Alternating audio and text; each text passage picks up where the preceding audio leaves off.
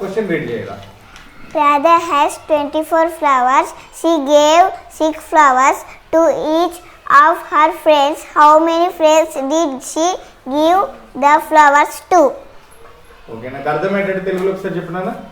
రాధ అనే అమ్మాయి దగ్గర 24 ఫ్లవర్స్ ఉన్నాయట. వాళ్ళ ఫ్రెండ్స్కి ఒక్కొక్కరికి 6 ఫ్లవర్స్ ఇచ్చింది. అంటే ఆమె ఎంతమందికి ఫ్లవర్స్ ఇచ్చింది? ఓకే, ఇప్పుడు ఆ రాధ నువ్వే. ఓకేనా? సరే, మీ ఫ్రెండ్స్కి ఇప్పుడు నీ దగ్గర ఎన్ని ఫ్లవర్స్ ఉన్నాయి? 24. ఒక్కొక్కరికి 6 ఇచ్చేస్తే నీకు కౌంటింగ్ తెలిసిపోతుంది. ఓకే, పిలువు. ఒక్కొక్కరికి పిలిచి 6 ఫ్లవర్స్ ఇచ్చేయి. వైష్ణవి. వైష్ణవి ఆమెకు ఒక 6 ఇచ్చేయి. ఇప్పుడు నీ దగ్గర ఎన్ని ఉన్నాయి? ఆమెకు 6 ఇచ్చేస్తే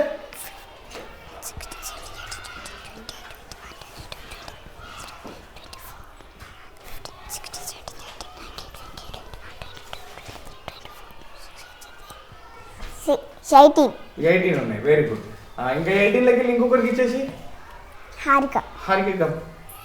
ఇప్పుడు హారికకి ఎన్ని ఇచ్చేసినావు?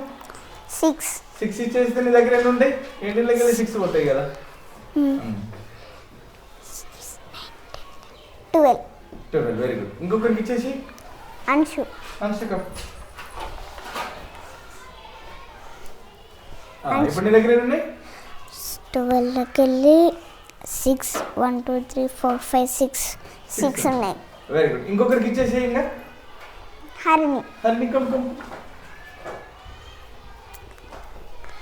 హరిణి కూడా ఇచ్చేసి.